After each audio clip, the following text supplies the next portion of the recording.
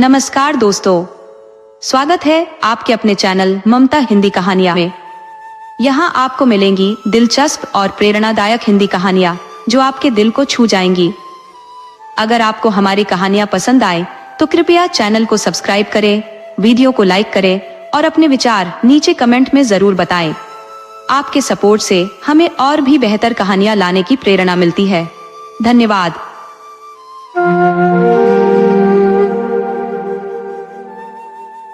ये काफी समय पहले की बात है। रूस के एक धनी किसान की कहानी है जो अपनी 3 बेटियों के साथ रहता था। कुछ समय बाद उसकी पत्नी का निधन हो गया। इस दुख के समय में उसकी सबसे छोटी बेटी मारूशका ने पिता से कहा, पिताजी आप चिंता न करें, घर गृहस्थी की सारी जिम्मेदारी मैं संभाल लूंगी। मारूशका ने अपनी बात पूरी तरह निभाई और वह एक आदर्श गृहिणी साबित हुई। परंतु उसकी दोनों बड़ी बहनें बेहद आलसी और काम से जी चुराने वाली निकली। उन्हें किसी भी चीज में लंबे समय तक खुशी नहीं मिलती थी, न ही नए कपड़े, न ही फैशनेबल फ्रॉक और न ही कोई कीमती काफ्तान। एक दिन किसान जब बाजार जाने की तैयारी में था तो उसने अपनी बेटियों से पूछा कि वे वहां से अपने लिए क्या लाना चाहती हैं। दोनों बड़ी बहनें तुरंत बोली, पिताजी हमारे लिए रेशमी शॉल ले आइएगा जिस पर लाल और सुनहरे रंगों में सुंदर फूल खड़े हों। जब मारूशका ने कोई इच्छा नहीं जताई तो पिता ने उससे प्यार से पूछा, और तुम बेटी, तुम्हारे लिए क्या लाऊं? मारूशका ने धीरे से कहा, पिताजी मेरे लिए तो बस फेनिस्ट बाज का एक पंख ले आइएगा। किसान उनकी इच्छाओं के साथ बाजार चला गया। लौटते समय वह अपनी बड़ी बेटियों के लिए तो रेशमी शॉल लेकर आया, परंतु फेनिस्ट बाज का पंख उसे वहां कहीं भी नहीं मिला। कुछ महीनों के बाद जब किसान दोबारा बाजार जाने लगा तो उसने फिर अपनी बेटियों से पूछा कि वे उसके लिए क्या लाने की इच्छा रखती हैं। बड़ी बहनों ने कहा, इस बार हमारे लिए चांदी के जूते ले आइएगा। परंतु मारूशका ने धीरे से वही बात दोहराई, पिताजी बस वही फेनिस्ट बाज का एक पंख ले आइएगा। उस दिन भी किसान ने दिन भर उस पंख को खोजा, लेकिन अपनी बड़ी बेटियों के लिए चांदी के जूते तो खरीद लाया, परंतु फेनिस्ट बाज का पंख उसे फिर भी नहीं मिल सका। एक बार फिर वह मारूशका के लिए उसकी मनचाही वस्तु नहीं ला सका। मारूशका ने अपने पिता को सांत्वना दी और कहा, पिताजी आप चिंता न करें, एक दिन आपको वह पंख अवश्य मिल जाएगा। कुछ महीने बाद वह किसान एक बार फिर बाजार जाने लगा तो उसने अपनी बेटियों से एक बार फिर पूछा कि वह उनके लिए क्या लेकर आए। तो उसकी दोनों बड़ी बेटियों ने उससे कहा कि वह उनके लिए नारंगी रंग के गाउन लेकर आए। पर जब मारूशका से पूछा गया तो उसने वही कहा, पिताजी मेरे लिए तो वही फेनिस्ट बाज का एक पंख लेते आइएगा। पिता बाजार चला गया। उसने अपनी बड़ी बेटियों के लिए नारंगी गाउन तो खरीद लिए, पर फेनिस्ट बाज का पंख उसको उस दिन भी हर दुकान पर पूछने पर भी कहीं नहीं मिला। वह बेचारा बड़ा नाउम्मीद होकर घर लौट रहा था कि रास्ते में उसको एक बहुत ही बूढ़ा मिला। वह बूढ़ा किसान से बोला, गुड डे भाई, तुम किधर जा रहे हो? किसान ने जवाब दिया, तुमको भी गुड डे भाई, मैं बड़ा दुखी होकर घर वापस जा रहा हूँ। मेरी सबसे छोटी बेटी ने मुझसे फेनिस्ट बाज का एक पंख लाने के लिए कहा था, पर मुझे लाख ढूंढने पर भी वह कहीं नहीं मिला। वह बूढ़ा आदमी मुस्कुराया। उसने अपनी जेब से बिछ के पेड़ की छाल का एक बक्सा निकाला और उस किसान से बोला, जो तुम्हें चाहिए वह मेरे पास है। मुझे मालूम है कि तुम्हारी बेटी इस पंख के लायक है, सो ये पंख उसी का है। कहकर उस बूढ़े आदमी ने वह पंख बक्से के साथ उस किसान को दे दिया। वह किसान बहुत खुश हो गया। हालांकि किसान को वह पंख किसी दूसरे मामूली पंख जैसा ही लगा, पर उसने उस पंख को लेकर उस बूढ़े आदमी को धन्यवाद दिया और अपने घर चला गया। घर पहुंचकर उसने अपनी तीनों बेटियों की चीजें उनको दे दी। उसकी दोनों बड़ी बेटियों ने अपने अपने गाउन पहनकर देखे और अपनी सबसे छोटी बहन की हंसी उड़ाई। इस पंख को तो तुम अपने बालों में लगा लेना और फिर देखना तुम कितनी सुंदर लगती हो। मारूशका बस जरा सा मुस्कुरा दी, बोली, कुछ नहीं। उस रात को जब घर में सब लोग सो गए तो मारूशका ने बक्से में से अपना वह पंख निकाला और नीचे फर्श की तरफ उड़ा दिया। फिर वह फुसफुसाए, मेरे पास आओ ओ फेनिस्ट, मेरे चमकीली आंखों वाले बाज। और वह पंख तुरंत ही एक चमकीली आंखों वाले नौजवान में बदल गया। वह नौजवान इतना सुंदर था जितना कि सुबह का आसमान होता है। दोनों आपस में तब तक बात करते रहे जब तक सुबह पौ नहीं फट गई। पर पाँव फटते ही वह नौजवान फर्श से टकराया और फिर से बाज बन गया। मारूष्का ने अपनी खिड़की खोल दी और वह बाज उसमें से होकर आसमान में उड़ गया। इस तरह उसने उस नौजवान को 3 रात बुलाया, लेकिन चौथी रात को उसकी दोनों बड़ी बहनों ने किसी को अपनी बहन के कमरे में बातें करते सुन लिया और सुबह को एक बाज को उसकी खिड़की से बाहर उड़ते देख लिया। उस दिन दोनों खुराफाती बहनों ने अपनी बहन के कमरे की खिड़की पर एक बहुत ही तेज चाकू लगा दिया। जब रात हुई तो जब वह बाज वहां आया तो उस तेज चाकू से टकरा गया। उसके दोनों पंख उसकी धार से कट गए थे।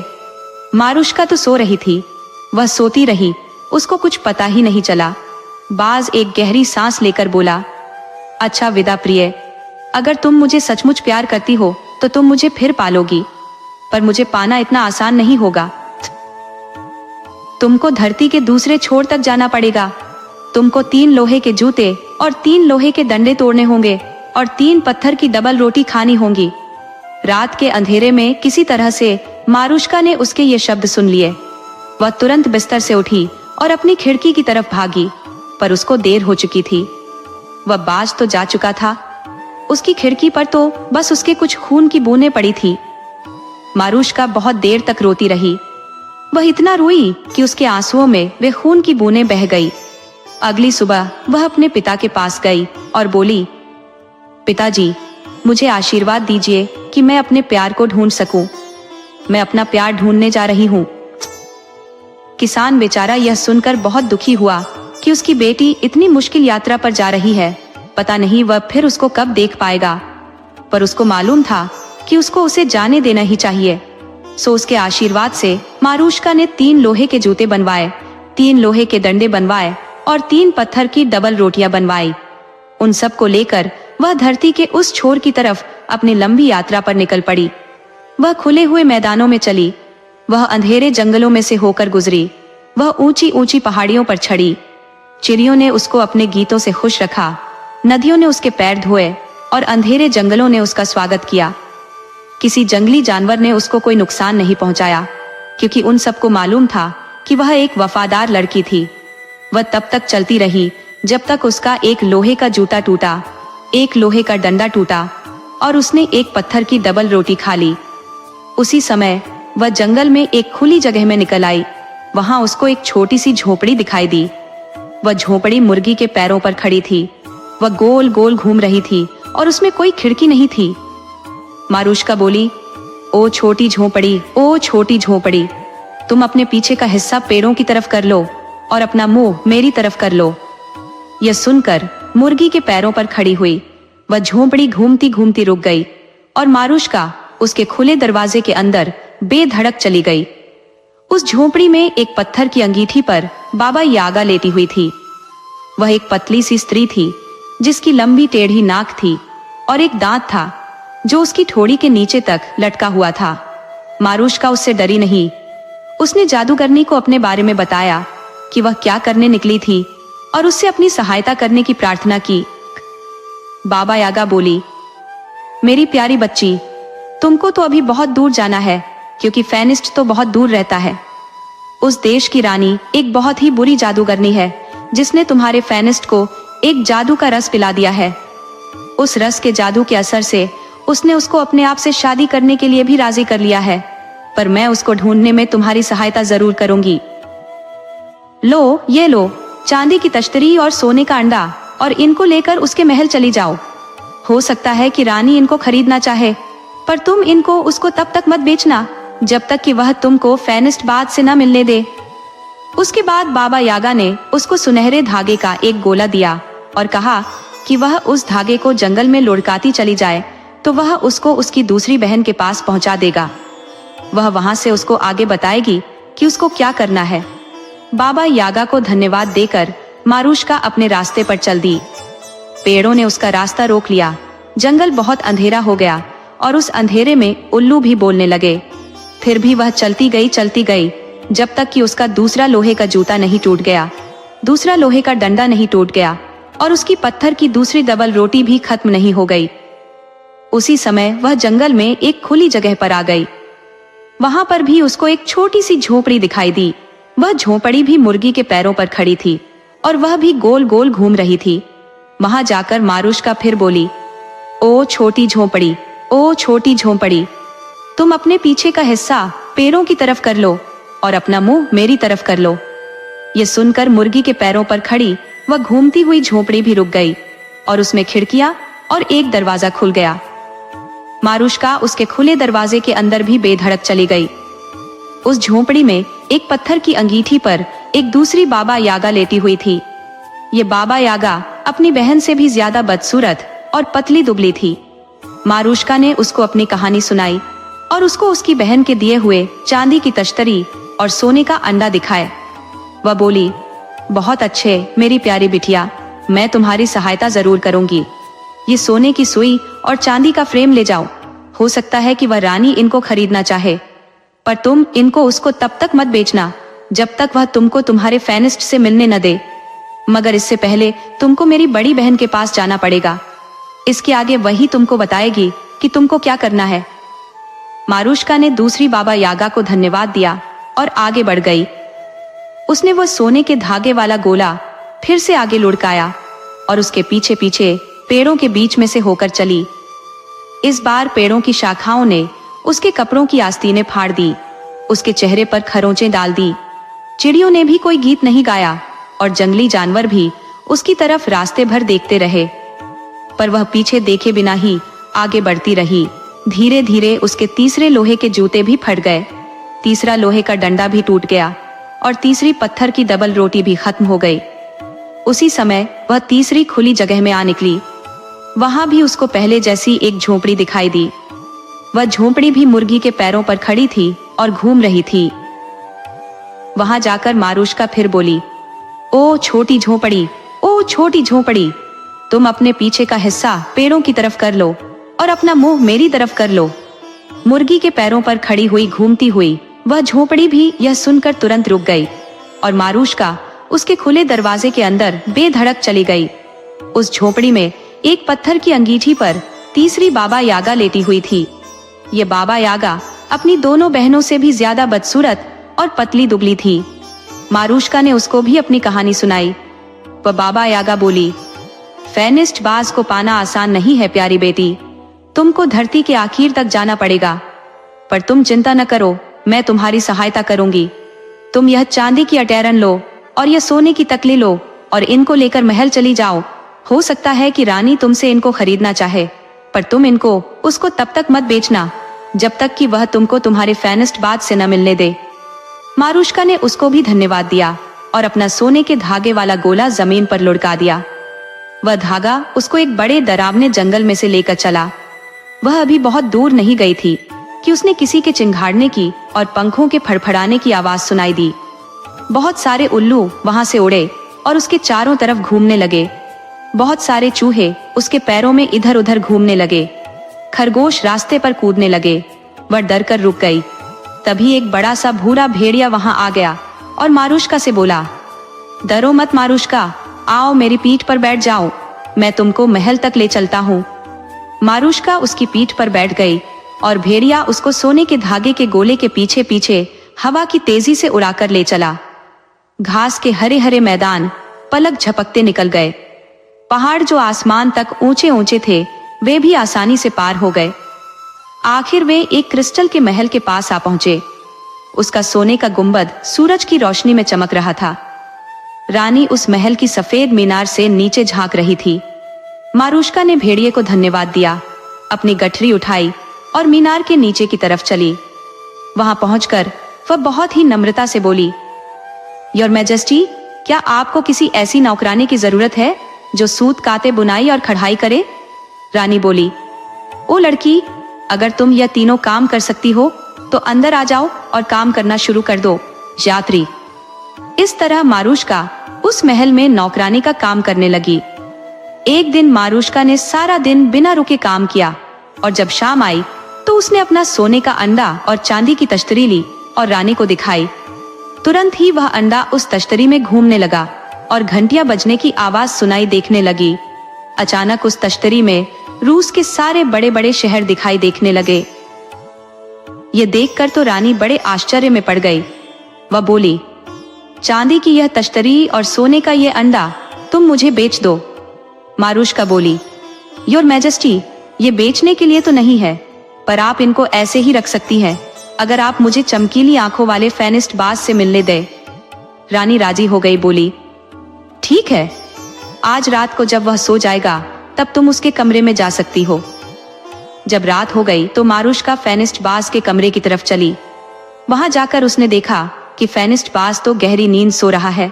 उसने उसको जगाने की बहुत कोशिश की, पर वह उसको जगा नहीं सकी, क्योंकि रानी ने उसकी कमीज में जादू की एक पिन लगा दी थी।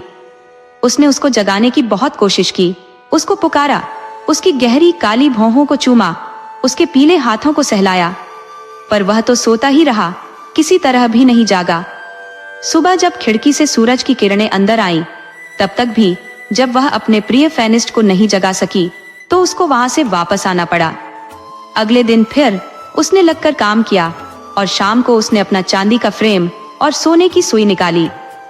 सुई ने अपना काम अपने आप करना शुरू कर दिया तो मारुष्का बुड़बुड़ाई, तू एक ऐसा कपड़ा काट जिससे वह अपनी आंखों की भौहों को रोज सुबह साफ कर सके। इस बार मारुष्का ने रानी को सुई और फ्रेम दिखाया तो रानी उसको भी तुरंत ही खरीदने के लिए कहने लगी। मारुष्का ने फिर वही जवाब दिया, योर मैजेस्टी, ये बेचने के लिए तो नहीं है, पर आप इनको ऐसे ही रख सकती हैं अगर आप मुझे फेनिस्ट को एक बार फिर से देखने दें। रानी फिर राजी हो गई, ठीक है, तुम उसको आज की रात फिर देख सकती हो। जब रात हुई तो मारुष्का एक बार फिर से फेनिस्ट के सोने के कमरे में गई, पर वह तभी भी बहुत ही गहरी नींद सो रहा था। बहुत उठाने पर भी वह नहीं उठा। वह बोली, ओ मेरे प्यारे फेनिस्ट, मेरे बहादुर चमकीली आंखों वाले बाज, जागो और मुझसे बात करो। पर वह तो गहरी नींद ही सोता रहा, क्योंकि चालाक रानी ने उसके बालों में कंघी करते समय एक जादू की पिन लगा दी थी, जिसकी वजह से मारुष्का उसको लाख कोशिश करने पर भी नहीं जगा सकी। सुबह होने पर उसको अपनी कोशिश छोड़ देनी पड़ी और उसको वहां से आना पड़ा। उस दिन भी उसने सारा दिन खूब लगकर काम किया और जब शाम हुई तो उसने अपनी चांदी की अटेरन और सोने की तकली निकाली और रानी को दिखाई। पहले की तरह से रानी ने इस बार भी उनको उससे खरीदना चाहा, पर मारुष्का ने फिर से वही जवाब दिया, योर मैजेस्टी, ये चीजें बेचने के लिए नहीं है, पर आप इनको ऐसे ही रख सकती है अगर आप मुझे फेनिस्ट को एक बार आखिरी बार फिर से देखने दें। रानी यह सोचते हुए फिर राजी हो गई कि मारुष्का उसको जगाने में कामयाब नहीं हो पाएगी, क्योंकि आज उसको वह जादू का रस पिलाकर सुला देगी। वह बोली, ठीक है, तुम उसको आज की रात एक बार और देख सकती हो। रात हुई और मारुष्का एक बार फिर आखिरी बार फेनिस्ट के सोने वाले कमरे में घुसी। फेनिस्ट और दिनों की तरह से आज भी गहरी नींद सो रहा था। मारुष्का फिर बोली, ओह मेरे प्यारे फेनिस्ट, मेरे बहादुर चमकीली आंखों वाले बाज, जागो और मुझसे बात करो। पर वह नहीं जागा तो वह नाउम्मीद होकर रो पड़ी। फेनिस्ट सारी रात सोता रहा और हालांकि मारुष्का ने उसको जगाने की फिर से बहुत कोशिश की, पर वह नहीं उठा। अब सुबह होने वाली थी, सो मारुष्का ने आखिरी विदा कहने और बाहर जाने से पहले उसके काले बालों में अपना हाथ फेरा कि उसका एक गर्म आंसू उसके गालों से लुढ़क कर फेनिस्ट के कंधे पर गिर पड़ा। इससे फेनिस्ट की मुलायम खाल जल गई। इस जलन को महसूस करके वह हिला और उसने अपनी आंखें खोल दी। मारुष्का को वहां देखकर वह तुरंत उठ बैठा और बोला, अरे क्या यह तुम हो, मेरा खोया हुआ प्यार? कहते कहते वह रो पड़ा। उसकी आंखों से आंसू बहने लगे। इसका मतलब यह है कि तुमने 3 लोहे के जूते और 3 लोहे के डंडे तोड़ दिए और 3 पत्थर की डबल रोटियां भी खा ली। तुम धरती के इस कोने तक यात्रा कर आई। अब हमको कोई अलग नहीं कर सकता मारुष्का, कोई नहीं। अब फेनिस्ट का जादू टूट चुका था, सो वह मारुष्का को शाही दरबार में ले गया। महादरबार ने फैसला दिया कि रानी को देश निकाला दे दिया जाए और मारुष्का को वहां की रानी बना दिया जाए, क्योंकि वह बहुत बहादुर थी, अक्लमंद थी और मजबूत थी। और फिर ऐसा ही हुआ। दोस्तों, आपको कहानी कैसी लगी अपने सुझाव कमेंट करना न भूले। तो चलिए आज की अगली कहानी शुरू करते हैं।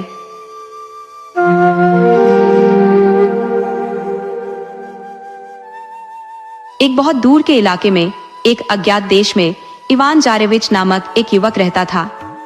उसकी 3 बहनें थीं, मैरी जारेविच, ओल्गा जारेविच और अन्ना जारेविच।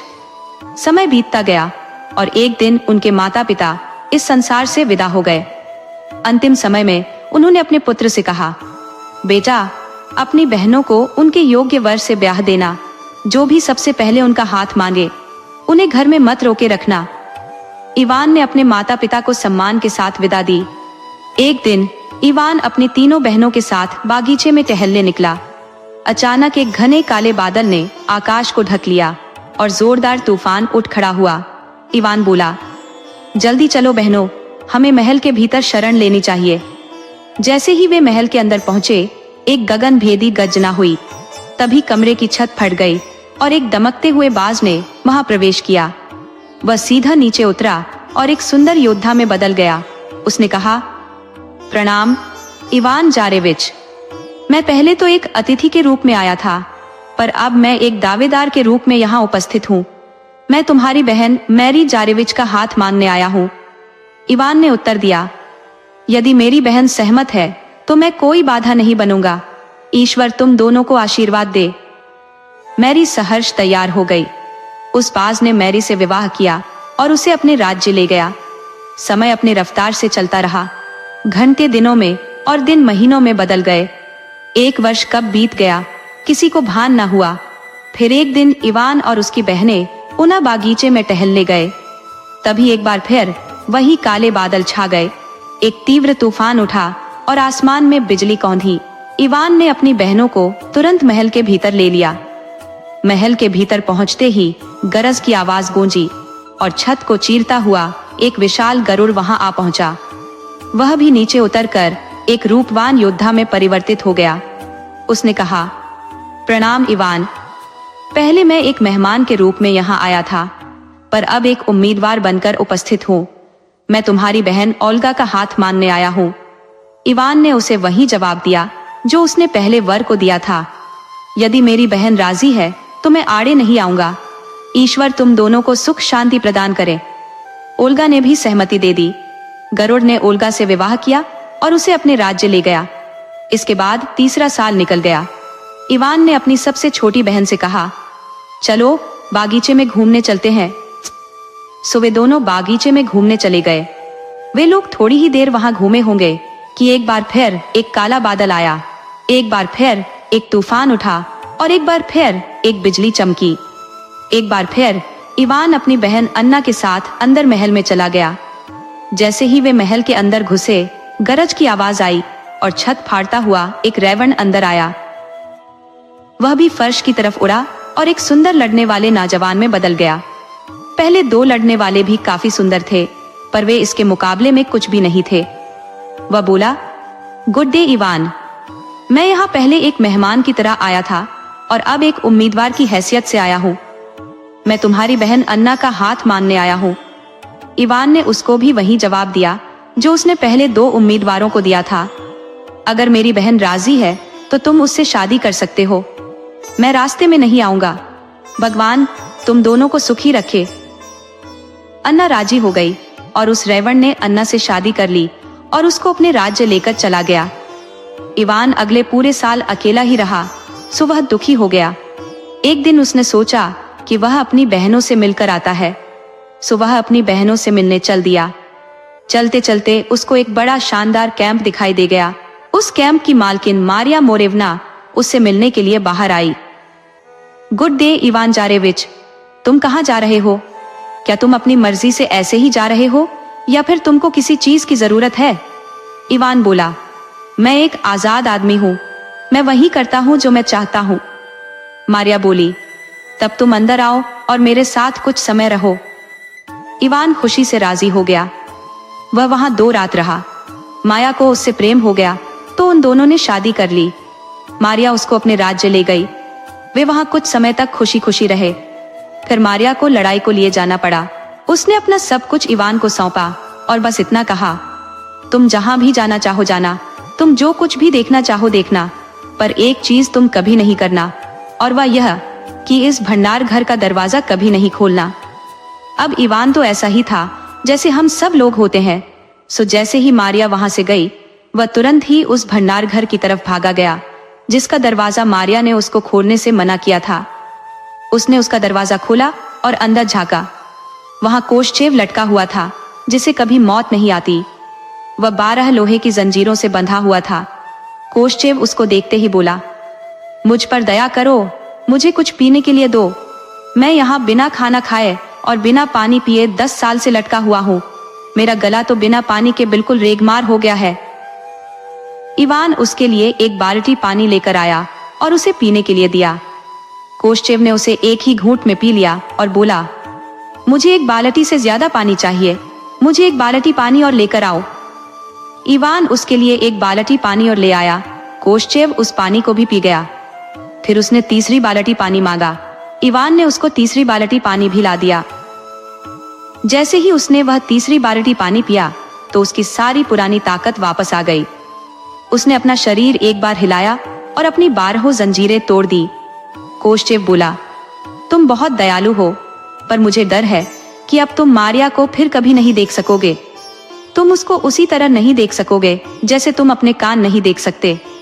फिर वह हवा का एक झोंका बना और खिड़की से बाहर चला गया। उसने मारिया को ढूंढ लिया और उसको उठाकर अपने घर ले गया। इवान बहुत रोया, बहुत रोया। बाद में उसने अपने आंसू पोंछे और अपनी यात्रा पर जाने के लिए तैयार हुआ। 2 दिन तक चलने के बाद तीसरे दिन सुबह वह एक बहुत ही बढ़िया महल के पास आया।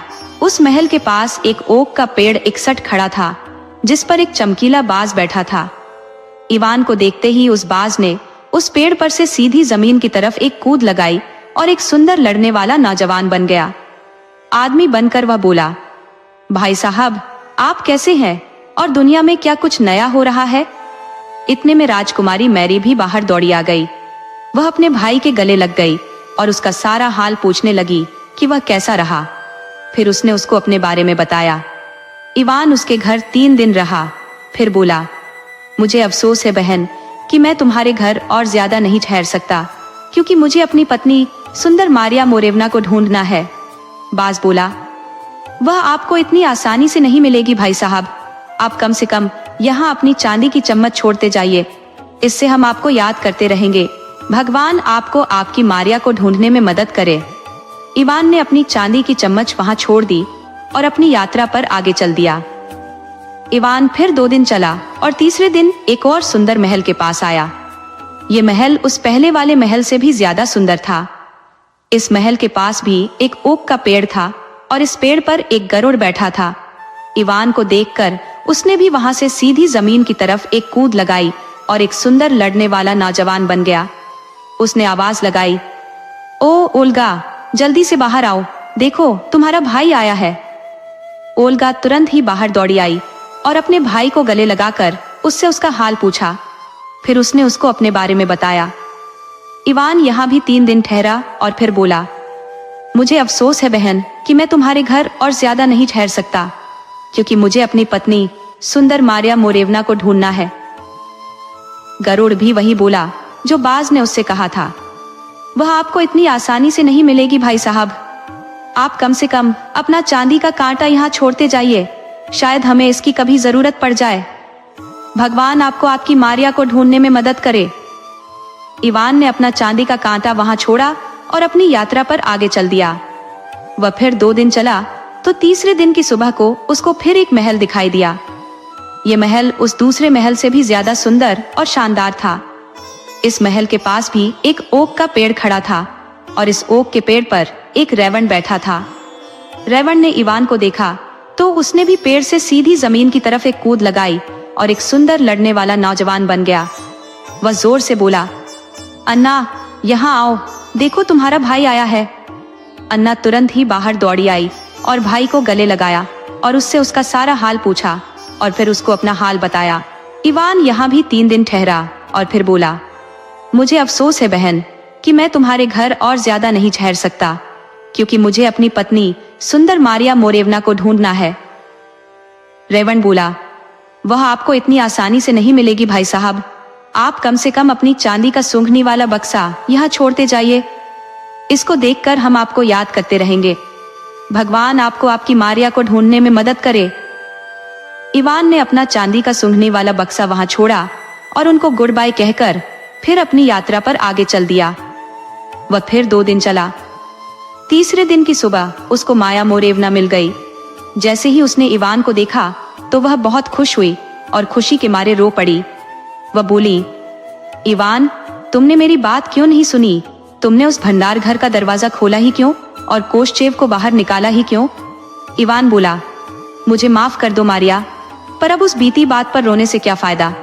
अब तुम बस मेरे साथ चलो जल्दी से, इससे पहले कि कोषचेव आ जाए। दोनों तैयार हुए और वहां से चल दिए। कोषचेव उस दिन शिकार के लिए गया हुआ था। वह जब शाम को वापस लौट रहा था तो रास्ते में उसका घोड़ा ठोकर खाकर गिर पड़ा। अरे तुमको क्या हो गया है? क्या घर में कुछ गड़बड़ है? घोड़ा बोला, इवान आया है और वह मारिया को ले गया है। कोषचेव ने पूछा, क्या तुम उनको पकड़ सकते हो? घोड़ा बोला, अगर तुमको कोई खेत बोना हो, जैसे गेहूं का खेत, तो पहले उसके बीज बोने के बाद पौधों के उगने का इंतजार करो, फिर उसे काटो, फिर उसमें से भूसा निकालो, फिर उसके दानों का आटा बनाओ, फिर उस आटे की 5 ओवन भरकर डबल रोटियां बनाओ, फिर उन डबल रोटियों को खाओ, तब कहीं बाहर जाने के लिए निकलो। तब भी पता नहीं कि हम उनको पकड़ सकें या नहीं। कोषचेव ने घोड़े को एड़ लगाई और दौड़ चला। उसने जल्दी ही इवान को पकड़ लिया। उसने इवान से कहा, मैं तुमको एक बार माफ कर सकता हूँ, क्योंकि तुमने एक बार मुझे पानी पिलाया था। मैं तुमको दोबारा भी माफ कर दूंगा, क्योंकि तुमने मुझे दूसरी बार पानी पिलाया था, पर तीसरी बार मैं तुम्हारे टुकड़े टुकड़े कर दूंगा। कहकर उसने इवान से मारिया को लिया और उसको घर वापस ले आया। इवान बेचारा एक पत्थर पर बैठ गया और रोने लगा। वह वहां बैठा बैठा काफी देर तक रोता रहा। कुछ देर बाद वह फिर से मारिया को लाने के लिए चल दिया। कोषचेव उस समय बाहर गया हुआ था। चलो मारिया। पर इवान, वह हमको बहुत जल्दी पकड़ लेगा। पकड़ लेता है तो पकड़ लेने दो, हम लोग कम से कम 1-2 घंटे तो एक साथ गुजार लेंगे। और वे दोनों वहां से फिर चल दिए। शाम को जब कोषचेव घर लौट रहा था तो उसका घोड़ा फिर से ठोकर खाकर गिर गया। कोषचेव बोला, तुमको क्या हो गया है? क्या घर में फिर कुछ गड़बड़ है? इवान आया है और मारिया को ले गया है। क्या तुम उसको पकड़ सकते हो? अगर तुमको जौ का खेत बोना हो तो पहले उसके बीज बोने के बाद पौधों के उगने का इंतजार करो, फिर उसे काटो, फिर उसमें से भूसा निकालो, फिर उससे बियर बनाओ, फिर उसको पीकर धुत हो जाओ, फिर सो, और तब कहीं बाहर जाने के लिए निकलो। तब भी पता नहीं कि हम उनको पकड़ सके या नहीं। कोषचेव ने फिर अपने घोड़े को एड़ लगाई और दौड़ चला। बहुत जल्दी ही उसने इवान को फिर से पकड़ लिया। मैंने तुमको पहले ही कहा था इवान, कि तुमको मारिया को देखना इतना ही मुश्किल होगा जितना कि अपने कान देखना। इतना कहकर उसने मारिया को उठाया और उसको लेकर घर आ गया। और इवान वहां फिर वहीं अकेला बैठा रह गया। वह फिर वहां बैठा बैठा काफी देर तक रोता रहा। पर एक बार फिर वह मारिया को लेने जा पहुंचा। इत्तेफाक से उस बार फिर कोषचेव शिकार के लिए गया हुआ था। चलो मारिया। पर इवान, इस बार तो वह तुम्हारे टुकड़े टुकड़े कर देगा। करने दो, पर मैं तुम्हारे बिना नहीं रह सकता। सो वे फिर तैयार हुए और फिर वहां से चल दिए। पर शाम को लौटते हुए कोषचेव का घोड़ा फिर से ठोकर खाकर गिर पड़ा। कोषचेव बोला, तुमको क्या हो गया है? क्या घर में कुछ गड़बड़ है? इवान आया है और मारिया को ले गया है। कोषचेव ने फिर अपने घोड़े को एड़ लगाई और उसे दौड़ाकर इवान को बहुत जल्दी ही पकड़ लिया। वहां पहुंचकर उसने इवान के छोटे छोटे टुकड़े किए, उनको एक बैरल में भरा, बैरल के मुंह को गोंद से बंद किया, बैरल को लोहे के छल्लों से बांधा और समुद्र में फेंक दिया और मारिया को लेकर चला आया। उसी समय इवान अपनी जो चांदी की चीजें अपने तीनों जीजाओं के पास छोड़ आया था, वे सब काली पड़ गई। उनको काला पड़ते देखते ही वे सब चिल्लाए, अरे, ऐसा लगता है कि इवान के साथ कुछ खराब हो गया है। दरोड़ तुरंत ही नीले समुद्र की तरफ उड़ गया। उसने उसमें से वह बैरल निकाला और उसको किनारे पर ले आया। बाज उड़ा और जिंदगी का पानी ले आया और रैवण मौत का पानी लाने के लिए उड़ गया। तीनों चिड़ियों ने उस बैरल को तोड़ा, उसमें से इवान के शरीर के सारे टुकड़े निकाले, उनको अच्छी तरह से धोया और फिर से उनको उनकी जगह पर लगा दिया। रैवण ने उन टुकड़ों पर मौत का पानी छिड़का तो उसके वे सब टुकड़े एक साथ जुड़ गए। बाज ने उस शरीर के ऊपर जिंदगी का पानी छिड़का तो इवान ने सांस ली और वह उठकर खड़ा हो गया और बोला, ओ मेरे भगवान, मुझे लगता है कि मैं कई दिनों तक सोता रहा। उसके तीनों जीजा एक साथ बोले, तुम तो कई दिनों से भी ज्यादा दिनों तक सोते रहते अगर हम ना होते। तुम्हारी छोड़ी हुई तीनों चीजों ने काली पड़कर हमें बता दिया कि तुम्हारे साथ कुछ गड़बड़ हो गई है। बस हम सब तुमको बचाने भागे और तुम्हें बचा लिया। अब तुम हमारे साथ चलो और कुछ दिन हमारे साथ रहो। इवान बोला, नहीं मेरे जीजा लोगों, अभी नहीं, मुझे आज ही जाना होगा। मुझे अभी भी मारिया को ढूंढना है। और वह माया को लाने के लिए फिर चल दिया। जब उसने मारिया को ढूंढ लिया तो उसने मारिया से कहा, तुम पहले कोश्चेव को ढूंढो और उससे यह पता लगाओ कि उसको इतना अच्छा घोड़ा कहां से मिला। मारिया ठीक समय का इंतजार करती रही और ठीक मौका मिलते ही उसने उससे यह पूछा कि उसको इतना अच्छा घोड़ा कहां से मिला। कोश्चेव बोला, यहां से 1/3 जमीन पार करके जमीन के चौथे हिस्से में आग की नदी के उस पार एक बाबा यागा रहती है। उसके पास एक घोड़ी है जो उसको रोज एक बार दुनिया घुमाने ले जाती है। उसके पास और भी बहुत सारे घोड़े घोड़ियां हैं। मैंने उसके पास 3 दिन रहकर उसके घोड़े घोड़ियों के चरवाहे का काम किया था। उस समय मैंने उसका एक भी घोड़ा नहीं खोया था। बस इसी बात से खुश होकर उसने मुझे अपनी यह बच्ची घोड़ी मुझे इनाम में दे दी थी। मारिया ने आश्चर्य से पूछा, पर तुमने वह आग की नदी कैसे पार की? कोश्चेव बोला, ओ वह नदी, उसको पार करने के लिए तो मेरे पास एक जादू का रुमाल है। बस मुझे उसको अपने दाहिने कंधे के ऊपर केवल 3 बार हिलाने की जरूरत पड़ती है और फिर वह एक ऊंचा पुल बन जाता है। वह पुल उन आग की लपटों को पार करके वहां तक पहुंचने के लिए काफी ऊंचा होता है। मारिया ने उसके कहे गए सारे शब्द बखूबी याद कर लिए और फिर उनको इवान को बता दिए। उसने कोश्चेव का रुमाल भी चुरा लिया। इवान ने उस रुमाल के सहारे वह आग की नदी पार की और बाबा यागा की खोज में चल दिया। वह काफी दूर तक बिना खाए पिए चलता रहा। अब उसको भूख लगाई थी। वह खाने के लिए इधर उधर कुछ ढूंढ रहा था कि तभी उसको समुद्र के ऊपर एक अजीब सी चिड़िया आती दिखाई दी। उस चिड़िया के साथ उसके कुछ बच्चे भी थे, तो इवान ने सोचा कि वह उनमें से एक बच्चे को खाकर अपनी भूख मिटाएगा। पर वह चिड़िया बोली, नहीं इवान नहीं, तुम मेरे बच्चे को छोड़ दो, एक दिन मैं तुम्हारी सहायता जरूर करूंगी। इवान ने उसके बच्चे को छोड़ दिया और आगे बढ़ गया। आगे जंगल में उसको शहद की मक्खियों का एक छत्ता मिला, तो वह बोला, मैं थोड़ा सा शहद ही खा लेता हूँ। रानी मक्खी बोली, नहीं इवान नहीं, मेरा शहद तो छूना भी मत, एक दिन मैं तुम्हारी सहायता जरूर करूंगी। सो इवान ने शहद भी छोड़ा और आगे बढ़ गया। आगे चलकर उसको एक शेरनी मिली जो अपने बच्चों के साथ खेल रही थी। उसने कहा, मैं एक शेर का बच्चा ही खा लेता हूँ, नहीं तो मैं तो अब भूख से मर ही जाऊंगा। शेरनी बोली, नहीं नहीं इवान, मैं एक दिन तुम्हारी सहायता जरूर करूंगी, मेहरबानी करके मेरे बच्चे को मत खाओ। ठीक है, मैं तुम्हारे बच्चे को नहीं खाता, पर तुम अपना वायदा याद रखना। इस तरह वह बेचारा भूखा ही घूमता रहा। काफी देर के बाद वह बाबा यागा के घर तक पहुंच सका। उसके घर के चारों तरफ 12 खंभे लगे हुए थे। उन 12 खंभों में से एक खंभे के सिवा सभी खंभों पर आदमियों की खोपड़ियां लगी हुई थी। इवान बोला, गुड डे दादी माँ।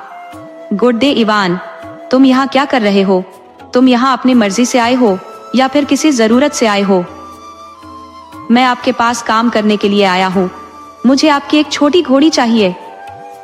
जैसी तुम्हारी मर्जी, पर इसके लिए तुमको ज्यादा काम करने की जरूरत नहीं है, केवल 3 दिन ही काम करने की जरूरत है।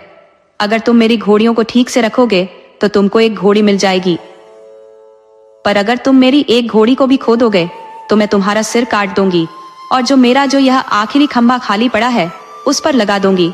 तैयार हो? इवान राजी हो गया। बाबा यागा ने उसको कुछ खाना पीना दिया और उसको काम पर लगा दिया। इवान ने घोड़ियों को बाहर निकाला। उन्होंने अपनी पूंछ हिलाई और घास के मैदान की तरफ भाग गई। इससे पहले कि वह उनको देखता, वे तो इधर उधर भागकर चली गई। वह एक पत्थर पर बैठ गया और रोने लगा।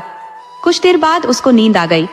सूरज छिपने वाला था कि तभी वह समुद्र के ऊपर उड़ने वाली अजीब चिड़िया वहां आई और इवान को जगाया। उठो इवान उठो, जरा देखो तो, तुम्हारी सब घोड़ियां तो अपनी घुड़साल में आ भी गई है। इवान उठा और वापस घर पहुंचा तो उसने देखा कि उसकी सारी घोड़ियां तो घुड़साल में खड़ी हैं। पर उधर बाबा यागा अपनी घोड़ियों पर चिल्ला रही थी और उनको बुरा भला कह रही थी। तुम लोग सारी की सारी यहाँ वापस क्यों आ गई? घोड़िया बोली, हम क्या करती, सारी दुनिया की बहुत सारी चिड़िया वहां आ गई थी, और अगर हम वहां से न भागते तो वे तो अपनी चोंचों से हमारी आंखें ही निकाल लेती। कोई बात नहीं, कल तुम लोग जंगल की तरफ चली जाना। इवान रात को चैन की नींद सोया। सुबह को बाबा यागा ने उससे कहा, तुम अपने आप को ठीक से देखना इवान, अगर आज रात एक घोड़ी भी वापस नहीं आई तो कल तुम्हारा यह खूबसूरत सिर मेरे एक खंभे पर सजा होगा। अगले दिन इवान ने सब घोड़ियों को घुड़साल से बाहर निकाला। घोड़ियों ने बाहर निकलते ही अपनी अपनी पूंछें हिलाई और फिर से जंगल में काफी अंदर तक भाग गई। इवान फिर एक पत्थर पर बैठ गया और फिर रोने लगा। रोते रोते वह फिर वहीं सो गया। वह सारा दिन सोता रहा।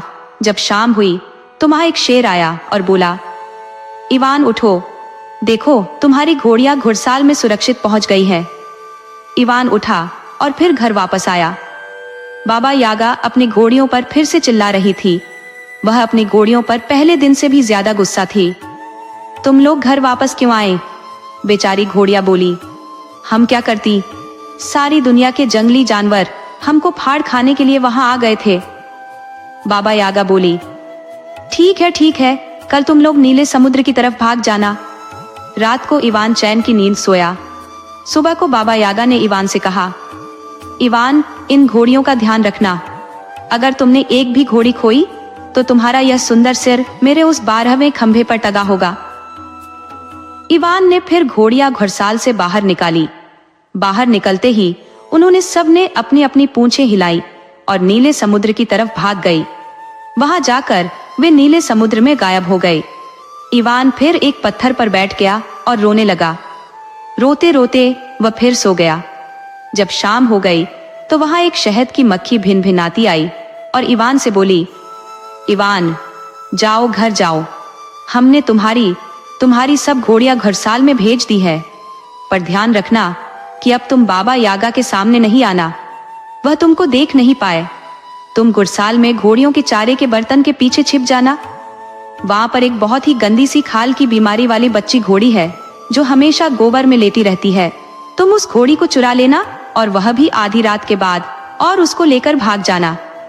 इवान उठा और घुड़साल की तरफ चल दिया और घोड़ियों के खाने के बर्तन के पीछे जाकर छिप गया। उधर बाबा यागा अपनी घोड़ियों को फिर से डांट रही थी। तुमको फिर से वापस आने की क्या जरूरत थी? घोड़िया बोली, हम कुछ भी नहीं कर सके। वहां उतनी सारी शहद की मक्खियां थी जितनी कभी तुमने जिंदगी भर में नहीं देखी होंगी।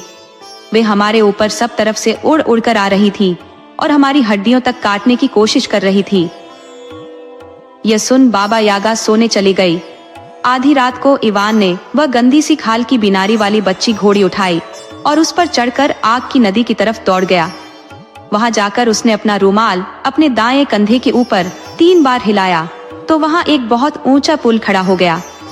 इवान ने वह पुल पार किया, फिर 2 बार उस रुमाल को अपने बाएं कंधे के ऊपर हिलाया तो वह पुल तो वहीं रहा, पर वह बहुत ही पतला हो गया था।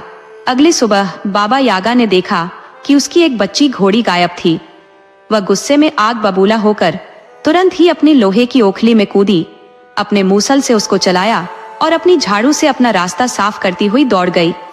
वह आग की नदी पर आई तो सामने उसको पुल दिखाई दिया।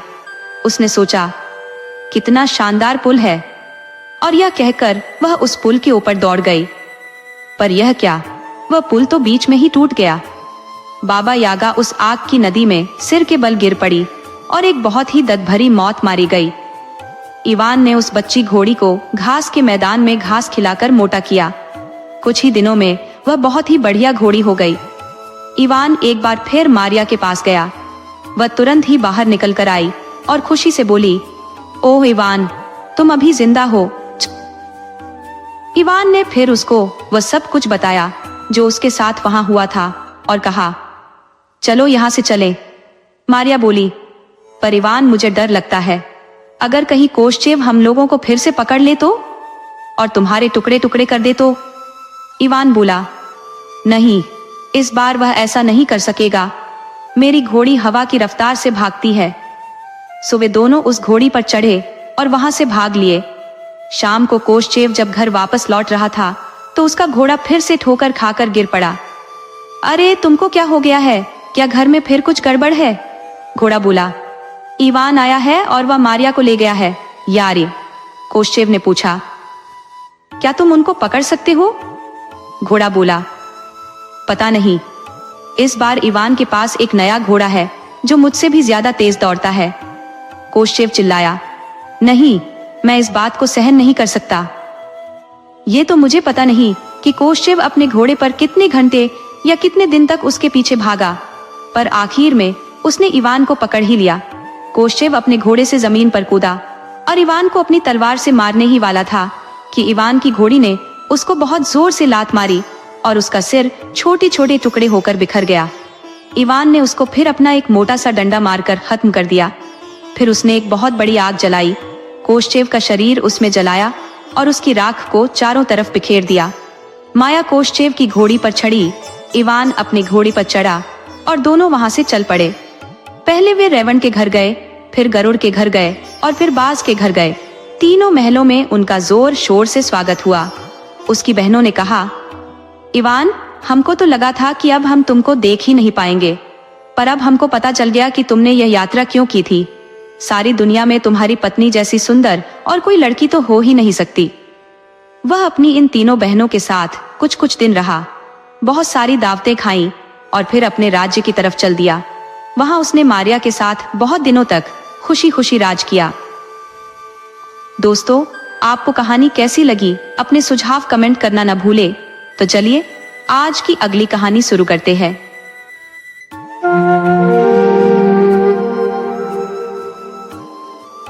प्राचीन झार के एक समृद्ध राज्य में अनजाने काल में एक राजा अपनी रानी के साथ निवास करता था। उनके 3 पुत्र थे, तीनों युवा और इतने साहसी कि उनकी वीरता का बखान करना असंभव था। इन तीनों में सबसे छोटा राजकुमार इवान जारेविच विशेष था। एक दिन उनके पिता ने उनसे कहा, मेरे प्यारे पुत्रों, अपने अपने धनुष उठा लो, प्रत्यंचा खींचो और तीर छोड़ दो। जिस आंगन में तुम्हारा तीर जाकर गिरेगा, उसी घर की कन्या से तुम्हारा विवाह संपन्न होगा। सबसे बड़े झारेविच का तीर एक बॉयर के घर पहुंचा, जहां स्त्रियों का निवास था। दूसरे झारेविच का तीर एक संपन्न व्यापारी के ऊंचे छज्जे पर गिरा, जहां एक अत्यंत सुंदर युवती खड़ी थी। परंतु दुर्भाग्यवश सबसे छोटे इवान जारेविच का तीर एक दलदल में जा गिरा, जहां एक टरटराती हुई मेंढकी ने उसे पकड़ लिया। इवान जारेविच अपने पिता के पास पहुंचा और बोला, पिताजी, मैं एक मेंढकी से विवाह कैसे कर सकता हूँ? क्या वह मेरी संगिनी बनने योग्य है? नहीं पिताजी, वह तो निश्चय ही मेरे योग्य नहीं है। पिता ने गंभीरता से कहा, चिंता मत करो पुत्र, तुम्हें इसी मेंढकी से विवाह करना होगा, क्योंकि यही तुम्हारी किस्मत प्रतीत होती है। इस प्रकार तीनों भाइयों का विवाह कर दिया गया। बड़े बेटे का विवाह बॉयर की कन्या से हुआ, दूसरे का एक धनी व्यापारी की बेटी से और सबसे छोटे इवान का विवाह एक मेंढकी से। कुछ समय पश्चात राजा ने अपने तीनों पुत्रों को फिर बुलाया और कहा, अपनी अपनी पत्नियों से कहो कि वे कल सुबह मेरे लिए एक रोटी तैयार करें। इवान उदास मन से घर लौटा। उसके चेहरे पर चिंता की लकीरें थीं और उसकी भौहें सिकुड़ी हुई थी। मेंढकी ने प्यार भरी आवाज में पूछा, टरटर, ओह मेरे प्रिय जारेविच इवान, तुम इतने उदास क्यों हो? क्या आज दरबार में कुछ अशुभ घटा है? इवान जारेविच ने उत्तर दिया, हाँ, एक कठिनाई उत्पन्न हो गई है। मेरे पिताजी चाहते हैं कि तुम कल सुबह उनके लिए एक रोटी बनाओ। मेंढकी ने मुस्कुराते हुए कहा, राजकुमार, चिंता त्याग दो, जाओ और विश्राम करो। सुबह का समय रात से कहीं अधिक बुद्धिमान होता है। अपने साथी की सलाह मानकर इवान सोने चला गया। जैसे ही वह सोया, मेंढकी ने अपनी मेंढकी वाली खाल उतार दी और एक सुंदर कन्या वासिलीसा का रूप धारण कर लिया। वासिलीसा बाहर निकली और आवाज लगाई, हे मेरे सहायक और सेविकाएं, शीघ्र आओ और मेरे लिए सुबह के लिए एक ऐसी शाही रोटी बनाओ जैसी मैंने अपने पिता के राजमहल में खाई थी। अगली सुबह जैसे ही मुर्गे ने बांध दी, और मुर्गे कभी समय से चूकते नहीं, इवान जारेविच उठा और देखा कि उसकी रोटी तैयार थी। वह डबल रोटी इतनी बढ़िया थी कि उसका वर्णन करना मुश्किल था। क्योंकि ऐसी डबल रोटियां तो केवल परियों के देश में ही मिलती हैं। वह दोनों तरफ बहुत सुंदर सुंदर मूर्तियों और शहरों और किलों से सजी हुई थी और अंदर वह बर्फ की तरह से सफेद और पंखों की तरह मुलायम थी। पिता जार उसको देखकर बहुत खुश हुआ और जारेविच को खास धन्यवाद मिला। जार फिर मुस्कुराते हुए बोला, अब एक दूसरा काम और है। तुम सब अपनी अपनी पत्नियों से मुझे कल सुबह तक एक एक कालीन बनाकर दो। जारेविच इवान फिर मुंह लटकाए हुए घर आया तो उसकी मेंढकी पत्नी ने राजकुमार से बड़े प्यार से पूछा, तर ओ मेरे प्रिय जारेविच इवान, तुम इतने दुखी क्यों हो? क्या तुम्हारे पिता उस डबल रोटी को देखकर खुश नहीं हुए? इवान जारेविच बोला, नहीं, उससे तो वह बहुत खुश थे, पर अब मेरे पिता जार चाहते हैं कि तुम उनके लिए कल सुबह तक एक कालीन बनाओ। तुम चिंता न करो जारेविच और सोने जाओ, सुबह का समय हमारी जरूर ही सहायता करेगा। ये सुनकर जारेविच इवान सोने चला गया। मेंढकी फिर से वासिलिसा में बदली और बाहर आकर जोर से आवाज लगाई, ओ मेरी प्यारी, आए आओ और वफादार नौकरानियों, अब की बार तुम मेरे पास मेरे एक नए काम के लिए आओ और मेरे लिए एक ऐसा रेशम का कालीन बनाओ जैसे कालीन पर मैं अपने पिता राजा के महल में बैठा करती थी। जैसे ही वासिलिसा ने यह कहा कि तुरंत ही उन्होंने उसके लिए रेशम का कालीन बना दिया। सुबह को जब मुर्गों ने बांग दी तब जारेविच इवान जागा और लो वहां तो दुनिया का सबसे सुंदर रेशम का कालीन रखा हुआ था। एक ऐसा कालीन जिसका कोई वर्णन नहीं कर सकता था। उस कालीन में चमकीले रेशम के तारों के बीच सोने चांदी के तार भी बुने हुए थे और वह कालीन तो बस सिवाय तारीफ के और किसी काबिल था ही नहीं। जार पिता उस कालीन को देखकर बहुत खुश था और अपने बेटे को इतने सुंदर कालीन के लिए बहुत धन्यवाद दिया। इसके बाद उसने एक नया हुक्म जारी किया। अब की बार वह अपने सुंदर बेटों की सुंदर पत्नियों को देखना चाहता था और इसके लिए उनको उन्हें अगले दिन पेश करना था। तर प्रिय जारेविच, तुम इतने दुखी क्यों हो? क्या किसी ने तुमको महल में कोई बुरी बात कह दी है? हाँ, बुरी बात तो कह दी है। मेरे पिता जार ने हम सबको यह हुक्म दिया है कि हम तीनों अपनी अपनी पत्नियों को उनके सामने ले जाकर पेश करें। अब बताओ कि मैं तुम्हारे साथ कैसे जा सकता हूँ? मेंढकी धीरे से टर्राई और बोली, यह कोई बहुत बुरा तो नहीं हो सकता, पर उससे बुरा भी हो सकता है।